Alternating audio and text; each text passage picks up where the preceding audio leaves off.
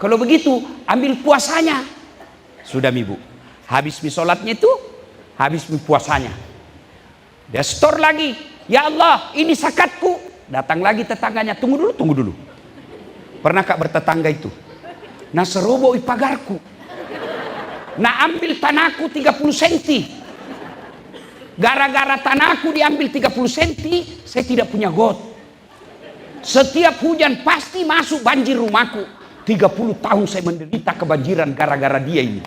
Saya mau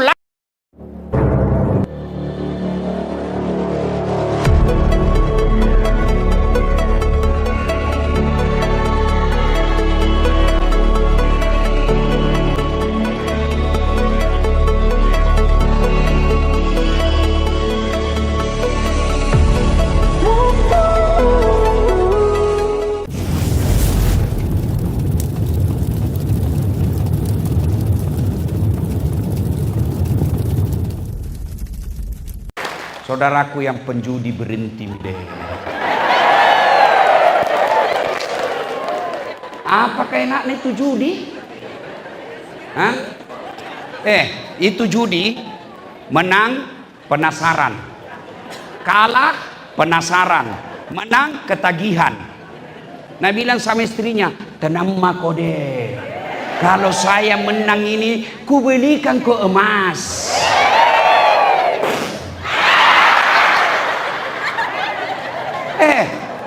Itu beli kok judi kok 1 juta 2 juta. Kau bilang sama istrimu kalau menang, iya kalau menang.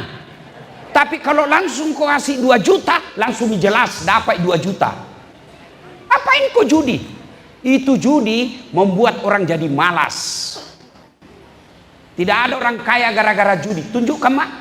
Yang ada judi tidak bisa tenang hidupnya. Baru lewat polisi, iya. Tapi saya dengar di Toraja Utara tidak ada judi. Alhamdulillah, bangga kami. Tidak ada. Siapa bilang di Toraja Utara banyak judi? Tidak ada. Itu dulu. Sekarang dibawa kepemimpinan Kapolres baru, jangan kau coba-coba. Karena ini judi, kalau polisinya tegas, lewat kok. Tapi kalau anda bilang gampang, Tapi saya dengar Pak Kapolres ini tegas soal judi. Pak, kalau Bapak tidak bisa kasih makmur masyarakat Tanah Toraja dengan kasih uang, kasih penegakan hukum yang tegas. Itu baru hebat.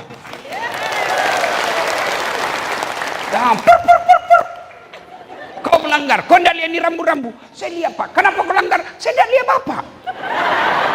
Kenapa kau tidak lihat saya? Bapak sembunyi di tikungan. Mana surat-suratmu? Saya tilang kamu. Kenapa Bapak tilang? Kau pembohong. Maksudnya apa? Itu motormu Honda, jaketmu Yamaha. Ini polisi film India, bukan polisi Indonesia. Saya selalu doakan bapak-bapak polisi sehat walafiat. Jangan kau musuhi polisi. Kau kira enak kalau tidak ada polisi di Indonesia? Merajalela judi pasti akan merajalela pencurian. Merajalela pencurian pasti tidak aman. Kalau sudah tidak aman, bagaimana kau mau ke masjid? Maka polisi menjaga keamanan. Itulah sumbangsinya polisi. Maka doakan polisi supaya mereka kuat imannya, kuat fisiknya, jaga masyarakat. Insya Allah kita tidak akan mati dalam keadaan berjudi. Insya Allah kita tidak akan mati dalam keadaan mabuk. Ballo. Mabuk setengah, pergi naik motor. Bayangkan kalau orang mabuk setengah naik motor, tiang listrik nak kira aspal. Pak, mati kafir kau bos. Saudara-saudaraku kaum Nasrani, tunjukkan saya dalam Bible atau Alkitab yang membolehkan minum khamar. Ayo tunjukkan saya. Mana Injil yang Anda baca yang membolehkan minuman khamar? Tunjukkan saya. Tidak ada. Semua agama melarang itu khamar. Kenapa? Merusak akal sehat. Maka insya Allah kita orang Islam Tidak boleh dalam keadaan hamar, mati kafir kok. Itu ayat, itu makna itu ayat. Insya Allah kita tidak akan mati dalam keadaan berzina. Pergi Makassar, selingkuh. Oh maleh, selingkuh. Lobe mi, motogi selingkuh. Makan obat kuat. Lagi di atas serangan jantung. Mati kafir kok. Insya Allah kita tidak akan mati judi. Insya Allah kita tidak akan mati mabuk. Insya Allah kita tidak mati dalam keadaan berzina. Tapi yang bisa membuat kita mati kafir, hubbi aklil haram, suka makan haram. Salah satu diantaranya menerima serangan fajar pil caleg dan pilkada. Kau tepuk tangan, nah kau semua pelakunya.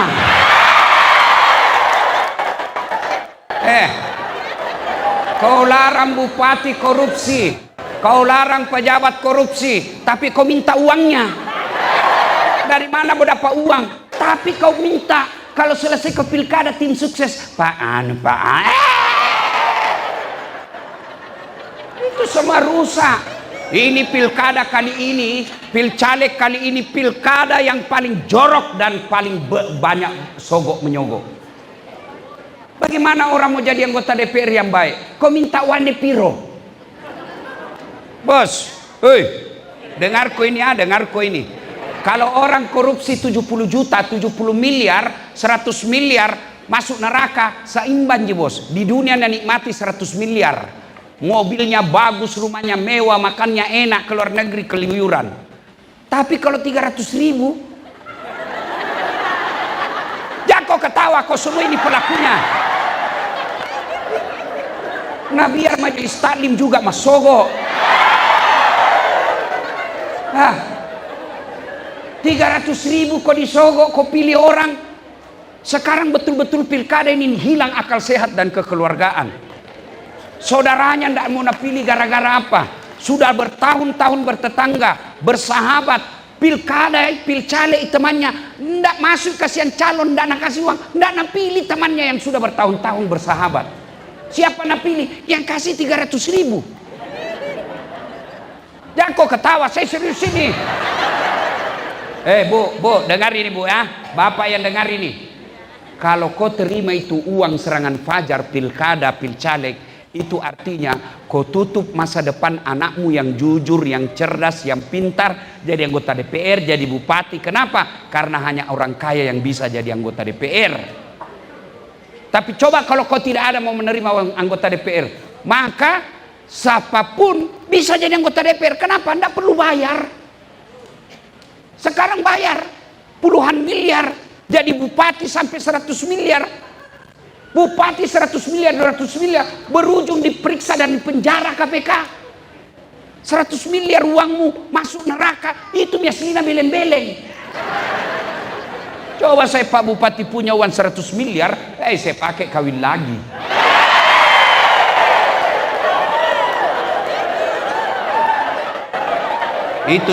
Itu Tommy kelebihannya kami ustadz dari pendeta. Pendeta saat istrina, ustadz sampah.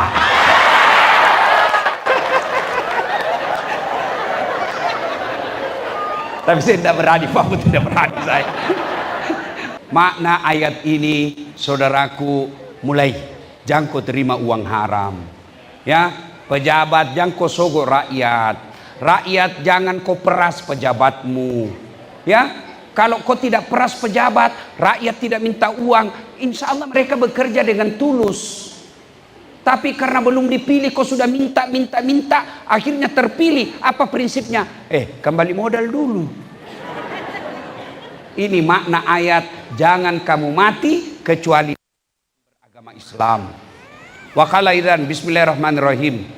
Ya ayyuhalladzina amanu dakhulu fis silmi kaffatan wa la tattabi'u khutuwatis syaitan innahu lakum aduwwum mubin. Wahai orang-orang yang beriman, masuklah engkau ke dalam Islam secara sempurna.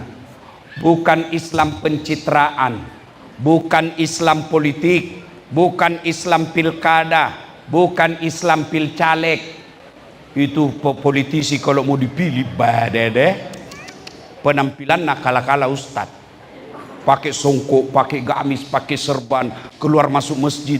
Pilih saya, sama-sama kita orang Islam di Toraja. Kalau ada masalah mau telepon saya, aktif HP ku 24 jam. Begitu terpilih, nah ganti nomor HP nah.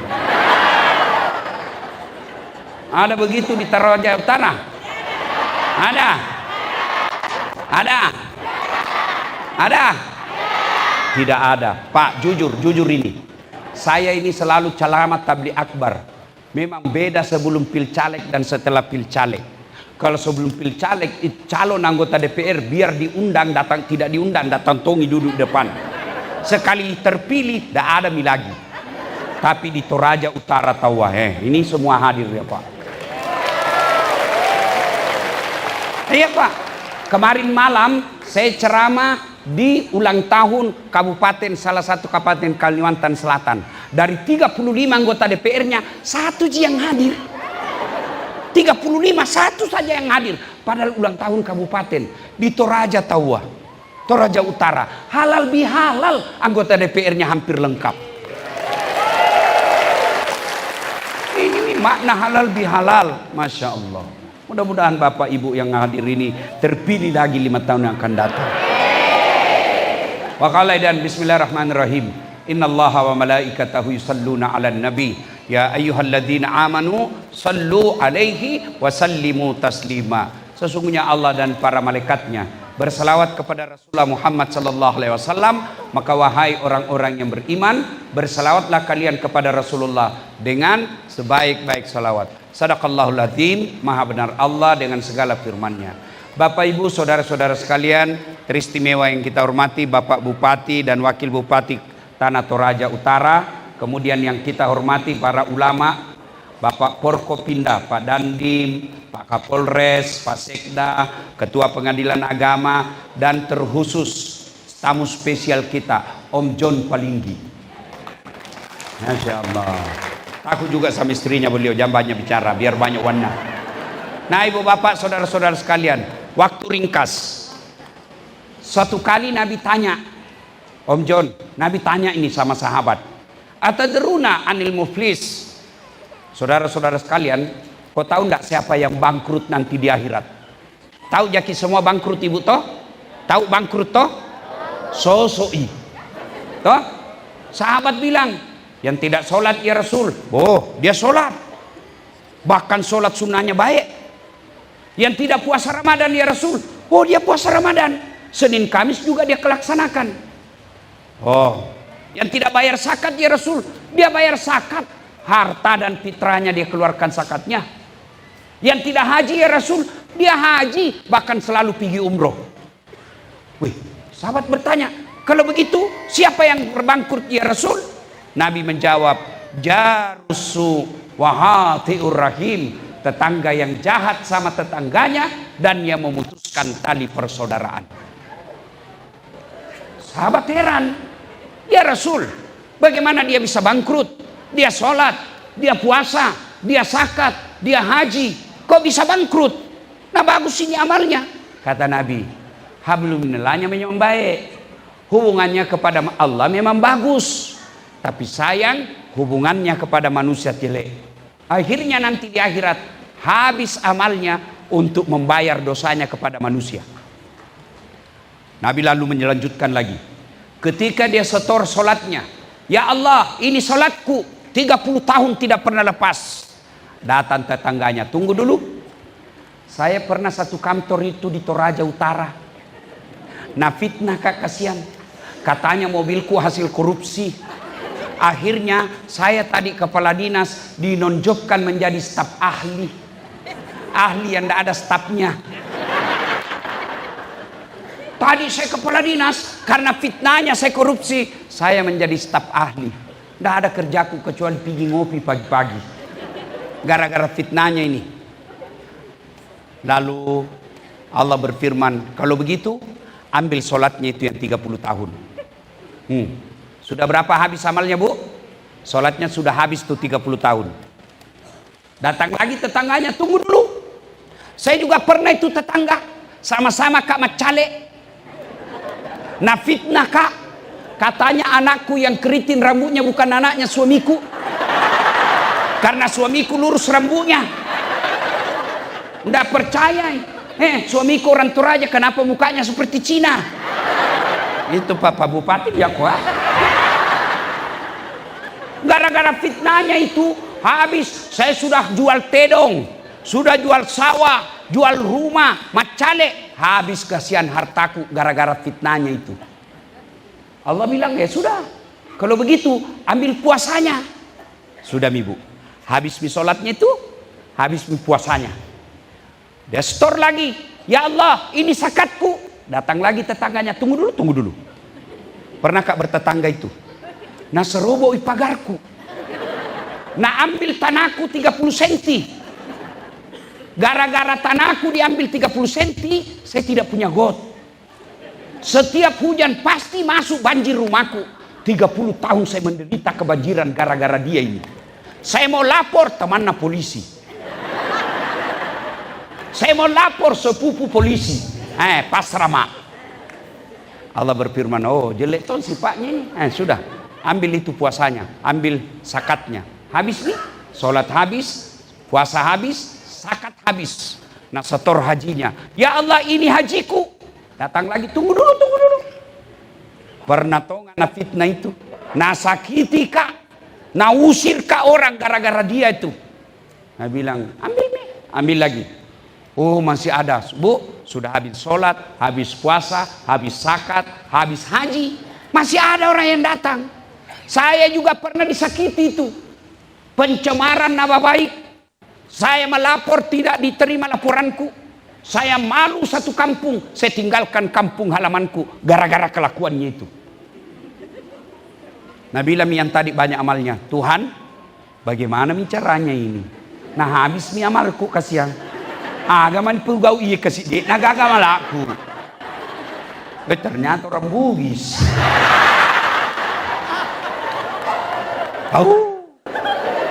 Labu apa mau ketuh? Kandai labu aja. Bagaimana lagi caranya ini Tuhan? Bagaimana mi habis mi amalku kasih yang ini? Allah berfirman, hari ini pengadilan tidak ada kebatilan, tidak ada kejahatan, tidak ada dosa yang tidak dibalas. Supaya adil, ambil dosanya orang yang pernah kau sakiti. Nauzubillah min zalik. Amalnya habis membayar orang, dosanya orang masuk ke dirinya. Itulah yang disebut bangkrut. Memang baik salatnya, memang bagus Senin Kamis puasa, memang rajin dia tadarus, memang rajin dia tahajud, tapi di kampung tidak ada senang. Bangkrut kok nanti. Itulah makna Pak Bupati tidak mau kalau kita seperti itu didatangkan Ustadz Dasat Latif. Kenapa Ustadz Dasat Latif? Apa karena paling pintar? Apa karena paling hebat? Tidak, karena paling banyak followerku. Bukan karena saya pintar. Banyak lebih pintar dari saya di sini. Enggak, tapi karena banyak tonsen penonton. Kenapa banyak penontonku? Barangkali suka kasih gembira-gembira orang. Yang kau ceramah sangin neraka kau cerita. Bagaimana orang sudah di rumah dimarahi sama istri, di kantor ditendang sama komandan, di warung kopi ada tagihan, kita masuk lagi gereja neraka terus dicerita, masuk di masjid neraka juga. Apa enaknya hidup? Nah, maka kita penting acara halal bihalal ini supaya apa? Jangan kau bangkrut.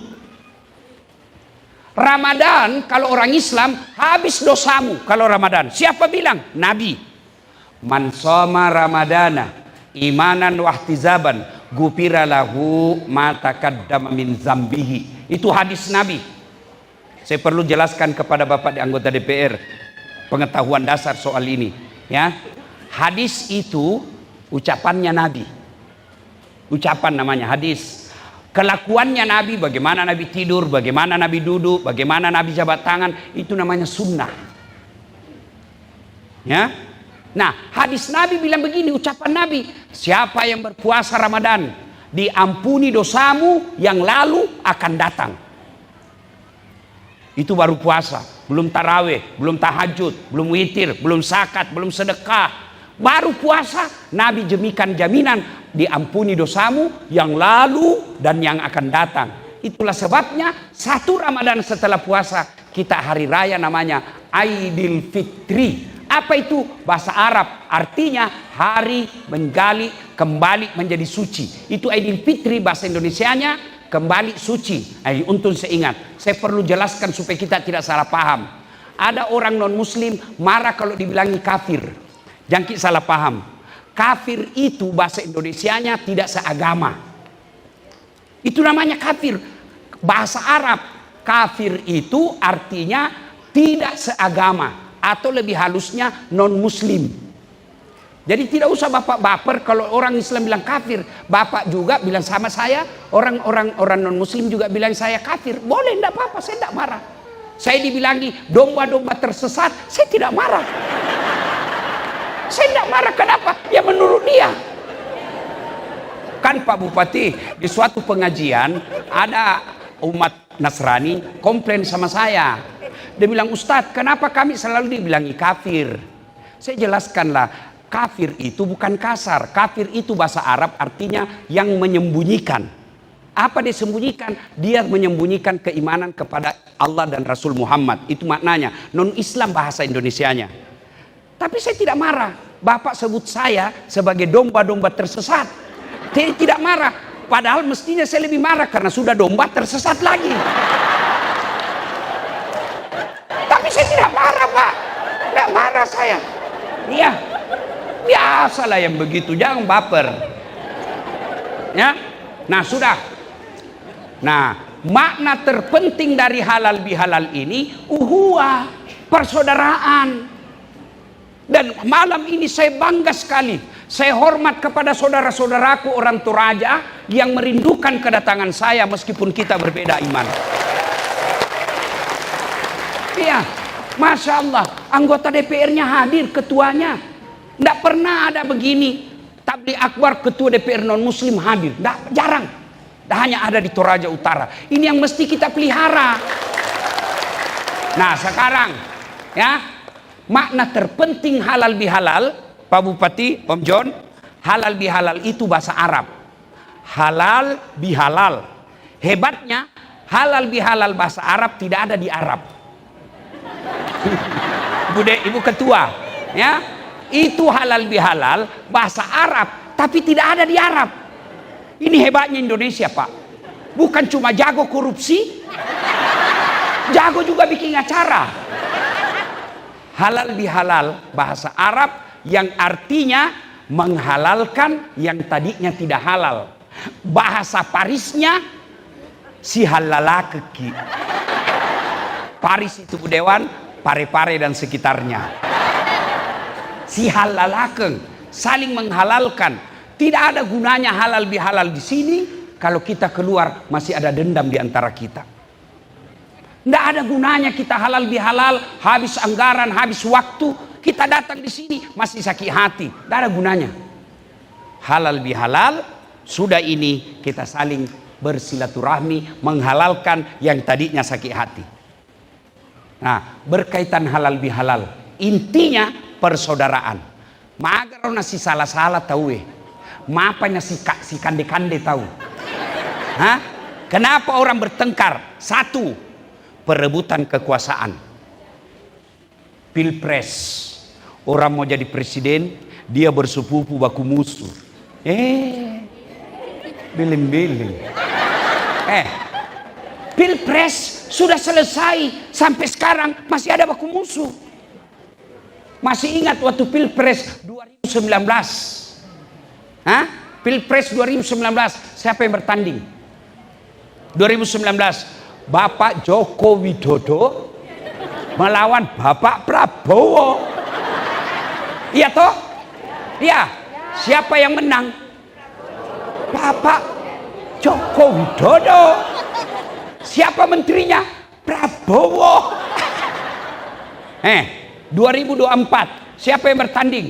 Bapak Prabowo lawan Anies Baswedan. Siapa wakilnya Anies Baswedan? Siapa wakilnya? Hah? Muhaimin Iskandar. Siapa yang menang?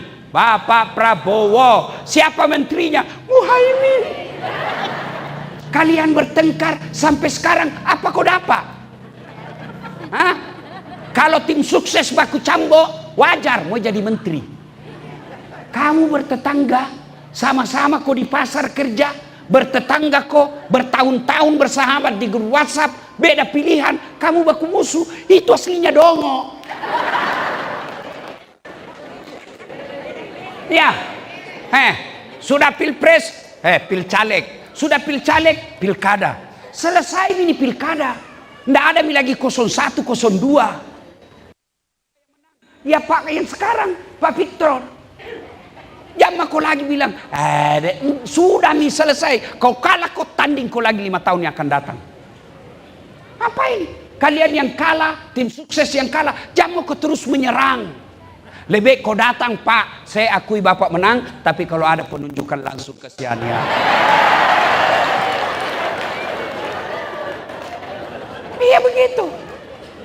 Perebutan kekuasaan. Apalagi yang biasa bertengkar orang antara bupati dan wakil bupati. Ini berdua baik, tapi tim sukses yang datang mengang, mau panas-panasi, datang ke Pak Wakil Bupati, Pak, masa itu tim suksesnya bupati dapat semua proyek, kita tidak dapat pakai ini Pak, padahal sama-sama kita bekerja. Ini tim sukses begini ini Pak, jangan kasih masuk kantor, merusak. Akhirnya kasihan bupati dan wakil bupati yang tadinya akur mulai musuhan. Siapa yang rugi? Masyarakat. Namanya wakil, ya wakil. Mau cepat jadi bupati, selesai itu baru kau tanding. Ya, Bapak tadi bilang gaspol. Kasihan itu, kasihan. Ada bupati, wakil bupati, baru 6 bulan dilantik baku musuh. Kecewa pendukung. Siapa yang rugi? Siapa yang kasihan? ASN. Dia tidak mau tahu mau loyal kemana. Masuk ke ruangan bupati, mari wakil. Masuk ke wakil, mari bupati. Masuk ke sekda, marah juga. Bingung. Maka sebaiknya boleh berbeda pilihan, jangan bertengkar. Kekuasaan penyebab orang putus persaudaraan. Kekuasaan ini ada batasnya. Paling lama 5 tahun. Yang kedua, penyebab putusnya persaudaraan setelah perebutan kekuasaan, apalagi? Sombong. Kesombongan. Apa itu sombong? Pak John Palinggi, Pak Bupati, pakai baju mahal, sombong? Belum tentu, memang pengusaha. Beliau pakai krokodil, cap buaya. Kalau saya tidak salah mereknya onjongnya cap buaya kan, krokodil namanya. Itu katanya ibu, kalau asli kepalanya menghadap ke dalam, kalau palsu menghadap keluar. Itu buaya darat katanya. Lihat, Pak Bupati, Pak Wakil, Pak Kapolres, Pak Om John, anggota DPR, pakai baju mahal, ya wajar, ada uangnya. Sombong? Belum tentu. Ibu-ibu yang ada emas, pakai itu emas, namanya perhiasan. Kalau perlu lipat di sini. Namanya perhiasan, harus dilihat, bukan perhiasan kalau di kantong.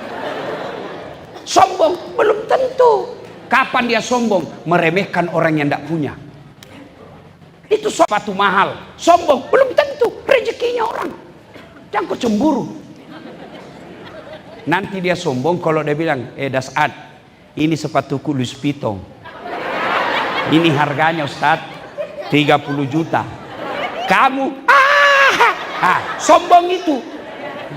Meremehkan orang. Kalau pakai mahal, pakai Pak, itu rezeki Bapak, tidak semua orang punya. Pakai. Yang Allah tidak senang kalau Bapak meremehkan orang susah. Itu baru sombong. Apa penyebab datangnya sombong?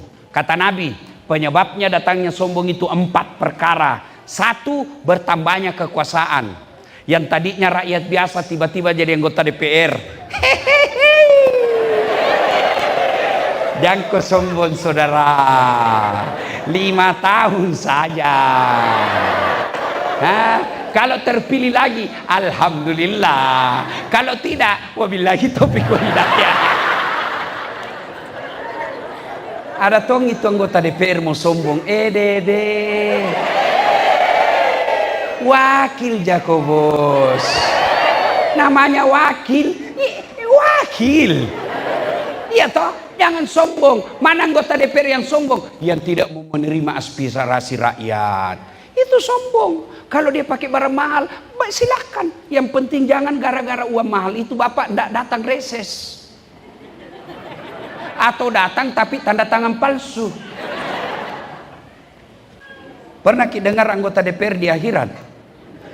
Anggota DPR. Jadi Bu, anggota DPR di akhirat. Masuklah penghafal Quran surga. Dia lihat, kenapa banyak di surga ini anggota dewan? Di negaraku banyak di OTT. Ditangkap korupsi. Dia pergi keberatan sama malaikat. Malaikat, kenapa banyak anggota dewan? Nah di negaraku banyak ditangkap.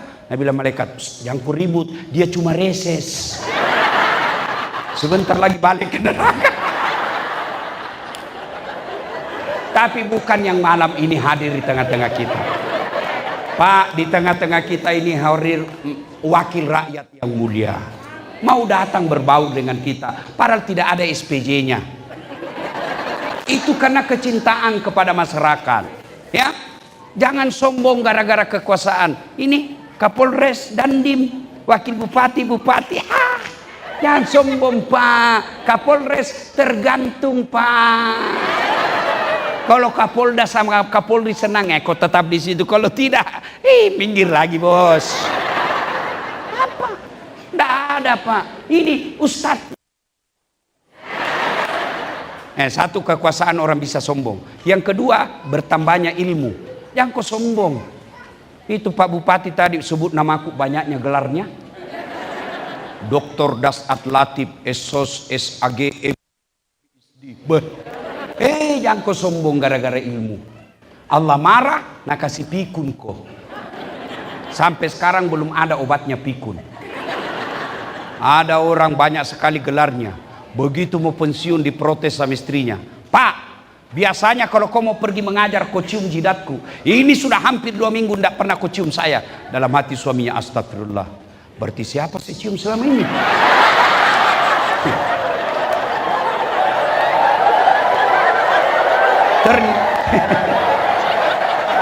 Ternyata pembantunya dia. Apa kau mau sombong? Ada ustadz sombong, ada ustadz sombong, banyak. Mana yang tidak mau menerima perbedaan pendapat? Ada itu ustadz seolah-olah dia panitia hari kiamat. Masuk neraka. Kau punya neraka? Ceramahnya mulai salam pertama sampai terakhir neraka terus dicerita. Kau dibanting, dilipat, ditusuk pantatmu. Ada juga begitu. Ini bid'ah. Masukku saya toh, kalau berbeda pendapat kau, silakan lakukan apa yang kamu percaya. Jangan kau hina orang yang tidak sepercaya dengan kamu. Jangan kau hina Tuhan-Tuhan orang. Jangan kau hina cara beribadahnya orang. Masing-masing punya.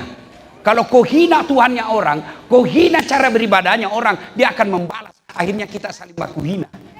Apa yang mau dicapai? Dalam dakwah Islam saja itu, sholat aja sudah kita ditunjukkan banyak berbeda.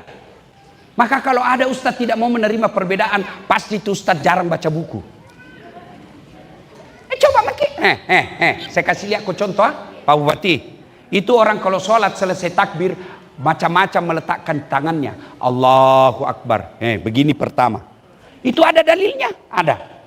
Allahu Akbar. Ada begini. Antara dada dengan pusat. Yang ketiga, Allahu Akbar. Di atas pusat. Allahu Akbar. Di bawah pusat. Porno lagi nih ibu ini. Bukan di bawah sekali. Yang kelima, Allahu Akbar, lurus. Itu ada semua dalilnya. Mau kau begini silahkan. Allah tidak lihat kau mau bagaimana. Mau begini silahkan, sah. Mau begini silahkan. Mau begini silahkan. Mau begini juga silahkan, sah. Yang mana tidak sah Ustaz? Kalau kau pakai semua. Allahu Akbar.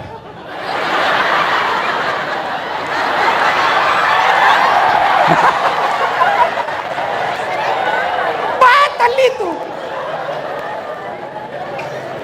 Ya, sombong gara-gara ilmu.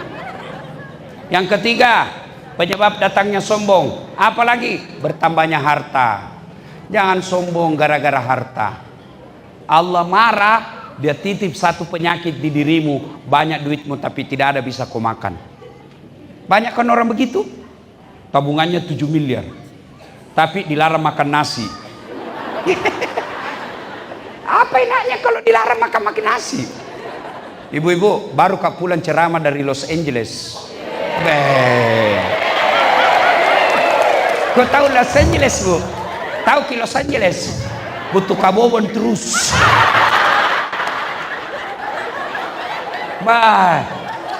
Di Los Angeles dikasih roti terus makan. Saya bilang sama panitianya, bos, carikan saya nasi. Ini perut bugis.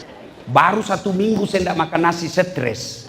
Ada orang dilarang makan nasi, dilarang makan daging, dilarang makan pedis, dilarang makan garam, dilarang makan gula, dilarang makan daging. Apa yang bisa makan? Ubi rebus. Itu kalau Allah marah. Hah? Duitnya banyak, tapi Nabi bilang dokter, Pak, selama Bapak aktif ini di kantor tidak pernah kena matahari, tidak pernah kena sinar, Bapak selalu kena AC. Mulai besok Pak, kalau bisa jam 7 sampai setengah 8 atau setengah 9, Bapak jemur diri jalan-jalan Pak ya, jangan pakai baju supaya kena matahari kulitnya Pak. Pakai celana pendek juga Pak ya, supaya kena semua ini. Jangan pakai peci. Terakhir jangan pakai sendal. Jam 7 keluarlah di kompleks, jalan-jalan tidak pakai sendal, tidak pakai baju. Apa bedanya sama gembel? Ayo, jangan sombong gara-gara harta. Yang keempat, bertambahnya popularitas. Seperti Dasat Latif. Mau kau sombong Ustaz? Saya bisa jadi penceramah karena ada penonton. Mana bisa saya ceramah kalau tidak ada penontonku? 2 jam saya di sini berapi-api ceramah, tapi tidak ada yang lihat. Lewat Pak John Palinggi, sudah lama sakit itu Pak Ustaz. Iya toh? Apa yang kita mau sombongkan? Jangan sombong.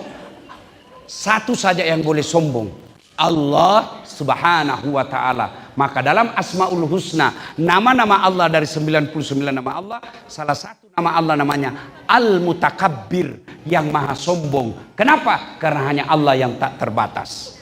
Apa yang kita mau sombongkan kita? Ada teman setan, kata Allah dalam hadits qudsi, dari 10 teman setan, 1 diantaranya adalah ganiyun mutakabbir, orang kaya yang sombong. Kaya jabatan sombong, temannya setan. Kaya harta sombong, temannya setan. Kaya kecantikan sombong, temannya setan. Kaya kekuasaan sombong, temannya setan. Tapi kalau orang kaya, orang cantik, orang terkenal, pejabat sombong, orang masih maklum. Kenapa? Kaya, pejabat, populer, cakep, banyak kenal, masih wajar. Tapi kalau kau sudah jelek, tidak terkenal, pengangguran, tidak jelas kerjamu, bau ketekmu, mau kau sombong lagi. Kau bukan temannya setan, kau sudah jadi setan, cilaka. Maka keluar dari lapangan ini, keluar dari gedung ini, jangan lagi ada rasa sombong di antara kita. Kalau sombong kita remehkan orang, barangkali dia tidak lawan, lambat laun dia akan jaga jarak sehingga tidak pernah ketemu, maka pada saat tidak mau ketemu lagi, putus persaudaraan. Nah, yang berikutnya yang menyebabkan orang baku salah-salah, bercerai-berai, sakwa sangka, sangka buruk. Kenapa itu? Dulu waktu macale, nasapannya mamo, selalu ki nasapa. Sekarang ketemu ki, ndak nasapa maki. Jangan salah, barusan dioperasi matanya. Sangka baik. Orang di jalan tiba-tiba buru-buru, wih, nah air di jano, nah kena baju tak. Sangka baik. Oh, buru-buru kasihan, ditelepon istrinya suruh cepat pulang. Karena itu mama itu ras terkuat di bumi. Paling menjengkelkan itu kalau nak suruh cepat pulang suaminya, baru ketawa. Pulang kau cepat. Tunggu dulu, pulang kau. Tunggu dulu, pulang kau. Sudah nak tutup telepon baru begini. Kurang ajar. Ibu-ibu pasti pernah begitu toh. Kok kira nak jadi laki-laki? Lain kali dibahas ini.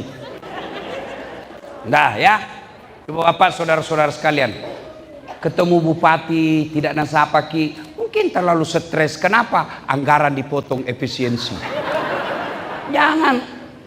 Jangankan dalam satu kabupaten kantor, satu rumah saja kalau sakwa sangka dalam rumah tidak bahagia orang. Istri buruk sangka terus sama suaminya, tidak mungkin kau bisa bahagia. Baru pulang suaminya, nacu. Kenapa ada bau cewek ini? Penjual parfum. Sangka buruk terus. Kalau kau sangka buruk, pasti tidak bisa kau bahagia. Coba kalau kau sangka baik. Telepon suamimu pagi-pagi tidak diangkat. Oh, lagi sholat duha. Telepon siang tidak ada jawab. Oh, lagi sholat duhur di masjid. Telepon jam 2 tidak ada jawab. Berarti nak lupa HP-nya ini. Telepon lagi jam 3. Aina lupa betul HP-nya. Masuk WhatsApp temanmu. Kuliah suamimu bonceng cewek cantik sekali. Oh, berarti mak goje ini suamiku. Itu tenang perasaan. Jangan sangka buruk. Bu, ini ada cerita, wallahu alam benar atau tidak. Cerita gini. Ada orang suami istri 5 tahun nih kasihan bersuami, tidak punya anak. Di tahun ke-6 dia pergi ke ahli kandungan, periksa. Nah bilang dokter, oh alhamdulillah ibu sudah terlambat 2 bulan. Baik, senang suami istrinya. Nah telepon suaminya, Pak, alhamdulillah saya sudah terlambat 2 bulan. Kata suaminya, alhamdulillah. Tapi tolong jangan cerita bu ya, malu kita kalau tidak jadi lagi. Iya Pak, rahasia bersama. Iya jangan cerita-cerita ya. Iya rahasia bersama. Beberapa hari kemudian datang petugas PLN di rumahnya nih bu. Assalamualaikum, kata ibu. Waalaikumsalam. Siapa ya? PLN. Kenapa Pak? Ibu terlambat 2 bulan. Oh langsung sakwa sangka curiga sama suaminya. Kenapa bisa dia tahu ini? Pasti ini lagi si genduk. Langsung tidak ada sebut namanya. Genduk langsung sebut. Pasti inilah genduk lagi cerita. Datang suaminya capek cari nafkah, baru buka. Kata suaminya, assalamualaikum sayang. Apa sayang-sayang? Memang kau pembohong. Apalah? Kenapa itu PLN tahu saya terlambat 2 bulan? Pasti kau kasih bocor. Bukan saya, demi Allah. Bukan kau kan pembohong. Suaminya jengkel juga. Dia datang ke PLN. Ada apa kau tahu istriku terlambat 2 bulan? Dia bilang ini Pak, ada catatannya. Ada pokok catat-catat, hapus itu. Dia bilang boleh dihapus tapi bapak bayar dulu. Kalau saya tidak mau bayar, ya terpaksa punyanya bapak diputus. Kalau punya aku diputus, apa nak pakai istriku di rumah? Nah bilang ya terpaksa pakai lilin.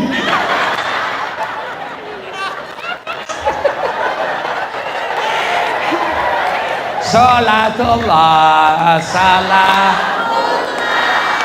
ala toha rasulillah, salatullah salamullah ala yasin.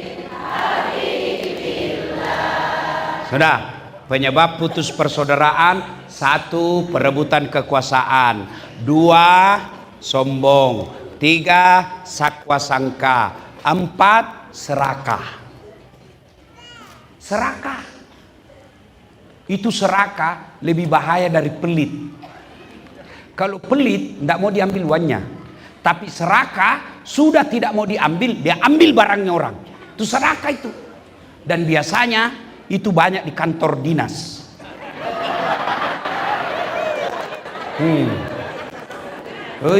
Hati-hati Pak. Pak Bupati, mumpun saya ingat ini. Hati-hati milik kepala dinas Pak.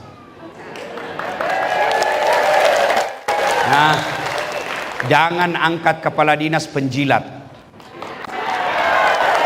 Itu penjilat Pak yang rusak kantor. Ya, itu waktu Nabi Isra Mi'raj ada beberapa sifat-sifat buruk. Kan banyak sekali tuh, ribuan sifat buruk. Kenapa hanya belasan yang Allah perlihatkan? Karena sifat buruk belasan itu yang bahaya. Satu diantaranya penjilat. Kenapa ini penjilat bahaya? Bisa merusak kantor. Bodoh jadi kepala dinas hanya karena penjilat. Ya Pak, siapa? Betul itu Pak.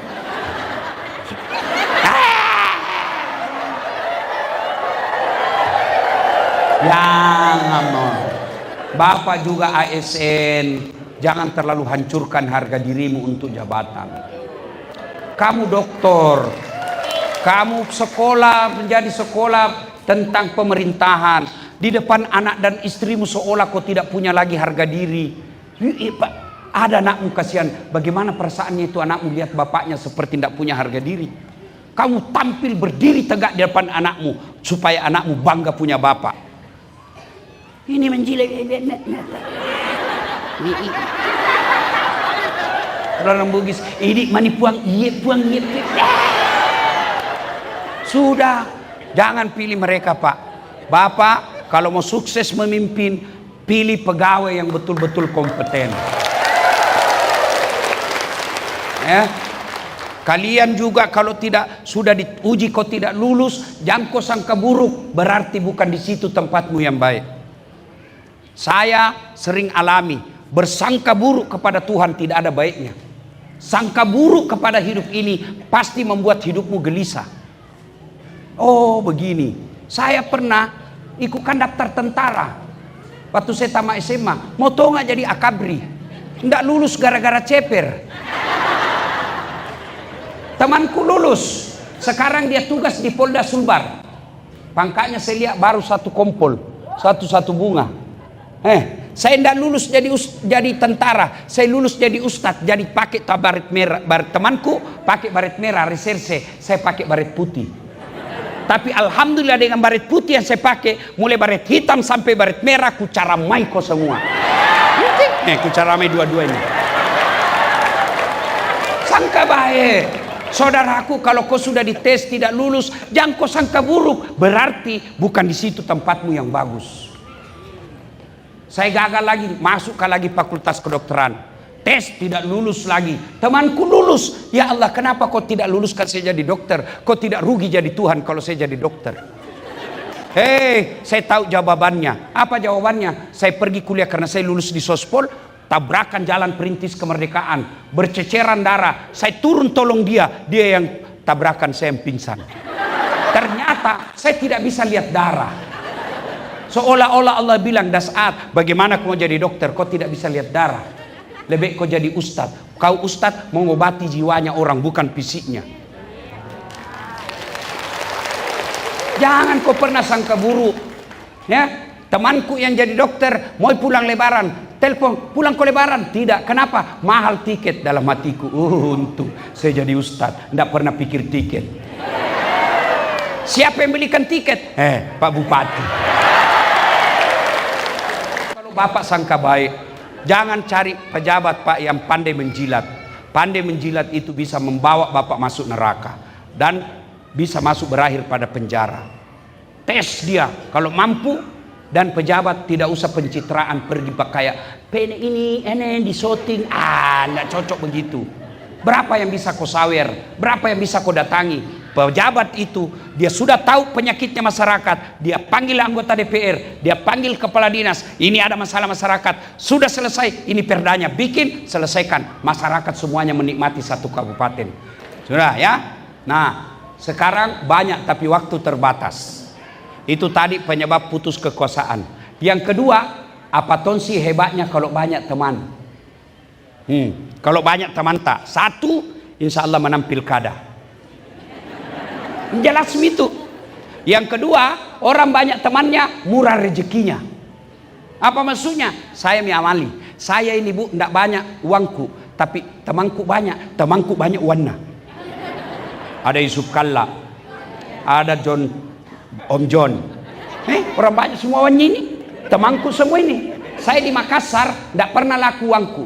Kalau saya pergi pasar Potere, baru turun ada yang teriak, "Assalamualaikum Ustaz." Dalam hatiku aman dan terkendali. Dia ada isi sayur, ada isi berapa Ji? Ajak na Ustaz. Ndak enak balu bangun jangan maki Ustaz. Ndak enak Kak, jangan ya Ji. Dalam hatiku itu memang kutunggu. Iya Pak.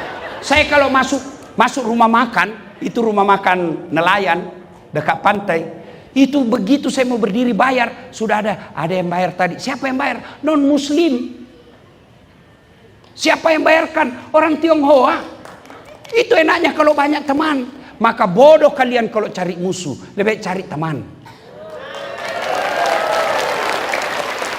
Orang banyak temannya murah rezekinya. Saya berdoa, ya Allah bukakan rezekiku, tidak mungkin uang datang dari langit-langit masjid. Itu film karton itu. Tapi dari mana uang? Dari tangan-tangan manusia. Maknanya makin banyak temanmu, makin banyak uang yang datang melalui tangannya. Yang kedua, yang ketiga, orang yang banyak temannya, insya Allah panjang umurnya.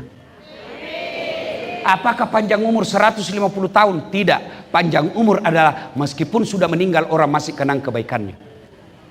Sebelum saya lupa, Pak Bupati, anggota dewan yang saya muliakan, tidak semua Allah kasih kekuasaan Pak. Pak Bupati, tidak semua Pak. Kalau orang kaya jadi pejabat, kaya semua orang jadi pejabat, tapi buktinya banyak orang banyak uangnya tidak bisa jadi pejabat. Kalau gara-gara pintar orang jadi pejabat, jadi pintar semua orang jadi pejabat, tapi buktinya banyak orang pintar tidak pejabat, orang belen-belen jadi bupati. Banyak begitu kan? Siapa yang bisa kasih itu jabatan? Tuhan yang Maha Kuasa. Maka manfaatkan Pak Bupati, Pak Wakil Bupati, anggota DPR, manfaatkan untuk berbuat baik kepada masyarakat. Rugi Bapak kalau tidak berbuat baik. Bapak Bupati, Bapak Kapolres, Pak Dandim jauh lebih gampang masuk surga daripada ulama. Kok bisa? Saya ceramah, ayo adik-adik sekalian, jangan judi. Apa anak muda marah nak kasih kempes bawa mobilku. Iya toh? Tapi coba kalau Kapolres, tidak boleh ada judi di sini, berhenti orang judi Pak. Kenapa? Punya kekuasaan. Saya teriak, jangan minum hamar, jangan mabok-mabok. Malah mabok di depanku. Tapi Bupati bikin perda, peraturan minuman hamar, hilang itu hamar Pak. Itulah keliru kalau orang punya kuasa tidak digunakan masuk surga. Dan Bapak insya Allah kalau seorang Bupati jauh lebih cepat masuk surga daripada ulama. Kok bisa? Nanti kalau Nabi bilang malaikat, ulama Toraja Utara masuk surga. Masih antri itu? Banyak. Ulama NU, ulama Muhammadiyah. Kok banyak? Ulama kecamatan. Banyak, masih ratusan orang antri. Tapi kalau malaikat bilang, Bupati Tanah Toraja Utara masuk surga, Bapak santai sendiri. Tidak ada teman Bapak, sendiri Bapak. Maka keliru Bapak-bapak anggota dewan, para Forkopimda kalau tidak menggunakan kesempatan berbuat baik untuk rakyat.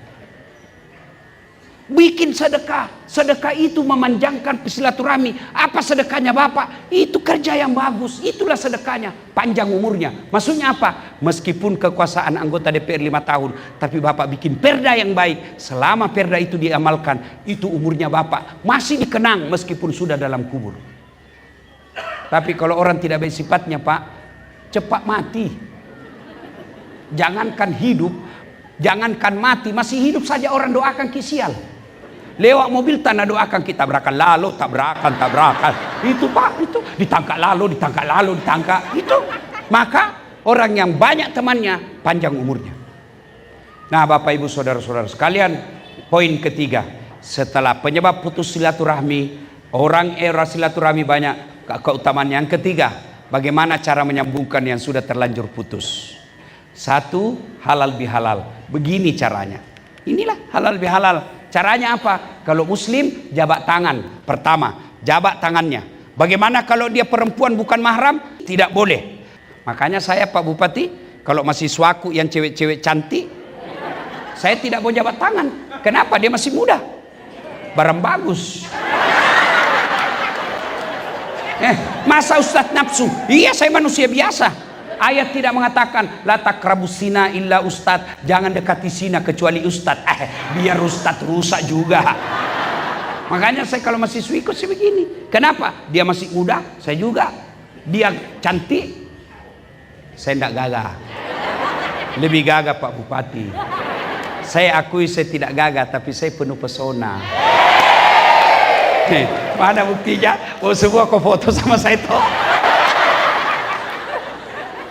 Ya. Nah, jabat tangan. 2, pandang matanya. Tidaklah beradab orang jabat tangan lalu melihat yang lain. Oh iya. Oh enggak begitu Islam. Jabat tangannya, pandang matanya, jangan juga belotot. Oh, tambah berkelahi kau. Makanya yang ketiga syaratnya senyum. Cap beru kok.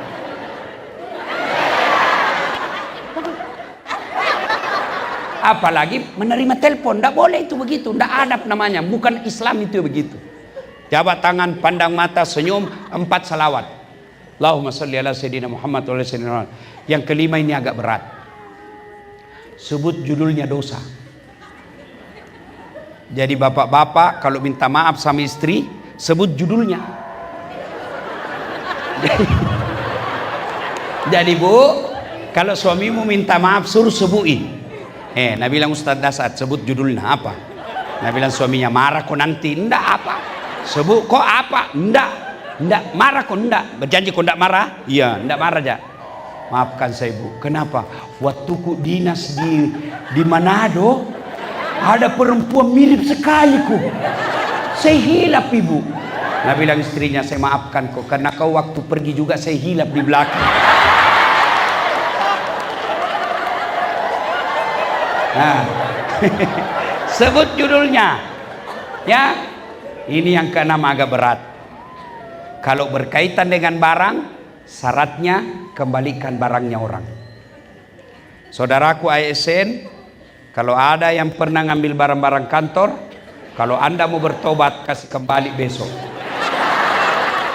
Saya serius ya, saya serius. Biasanya itu kalau ada rumah dinas ditinggal kepala dinasnya, hilang semua gorden. Piring juga hilang, AC juga hilang. Kalau bapak mau bertobat, semua barang-barang negara kasih kembali.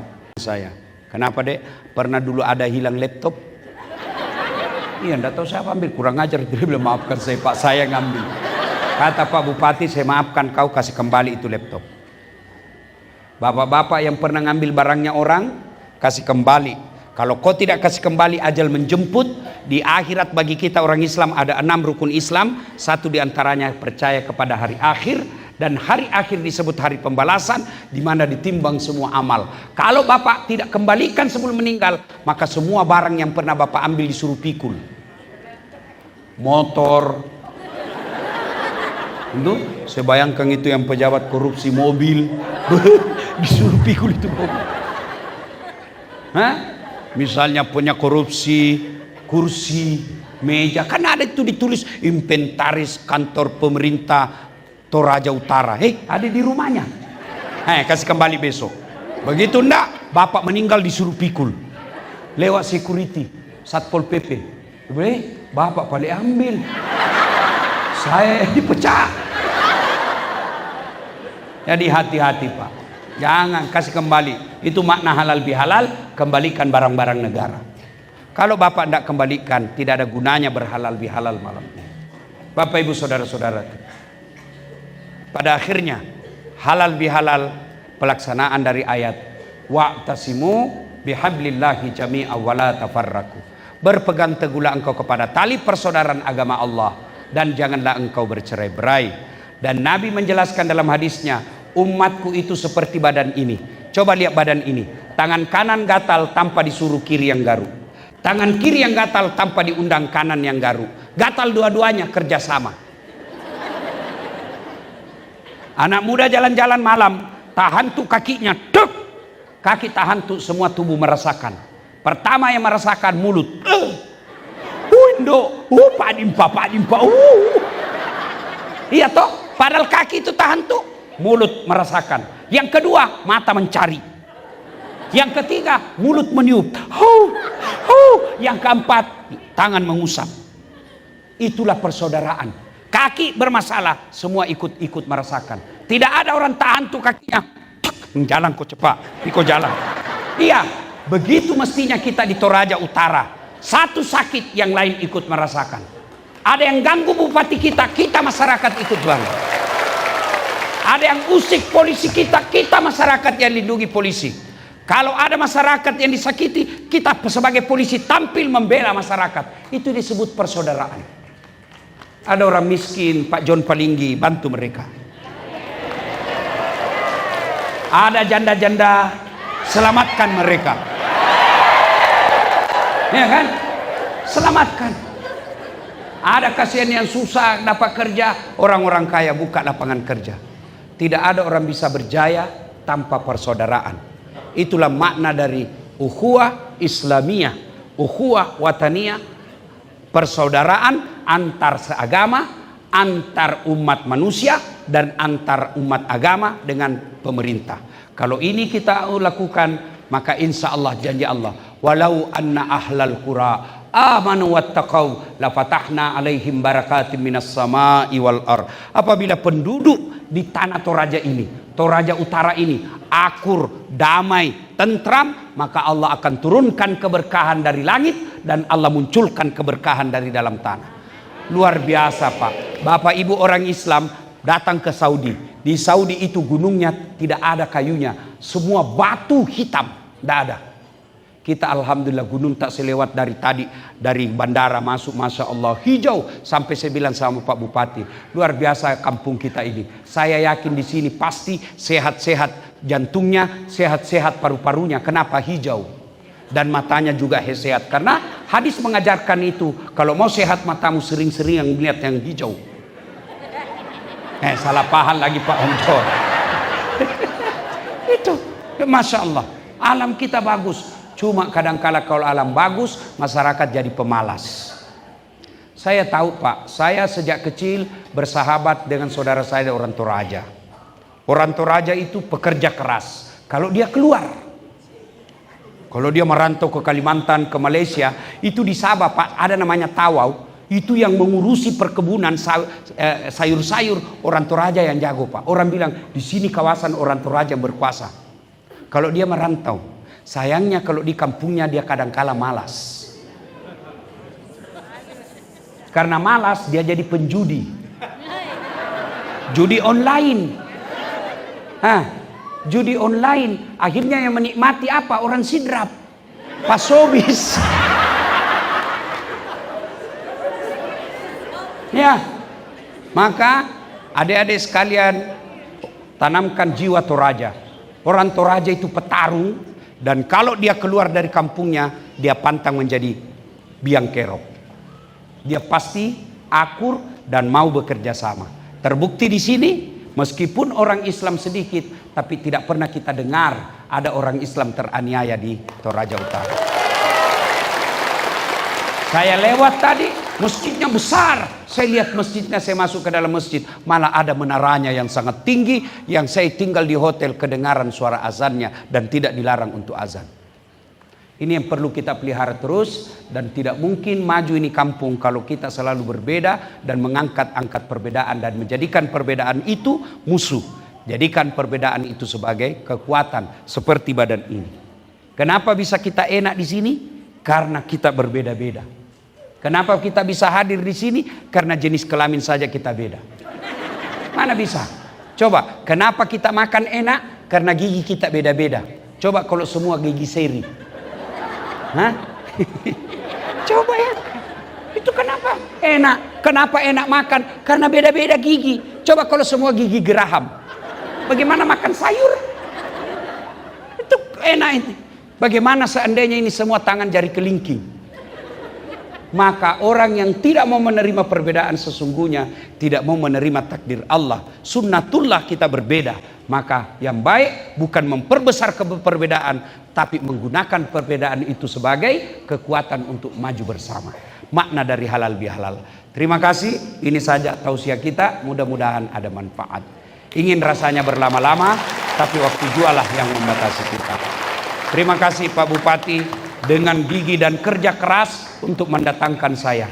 Berkali-kali beliau hubungi saya, tapi waktu yang tidak tepat, akhirnya hari inilah yang tepat.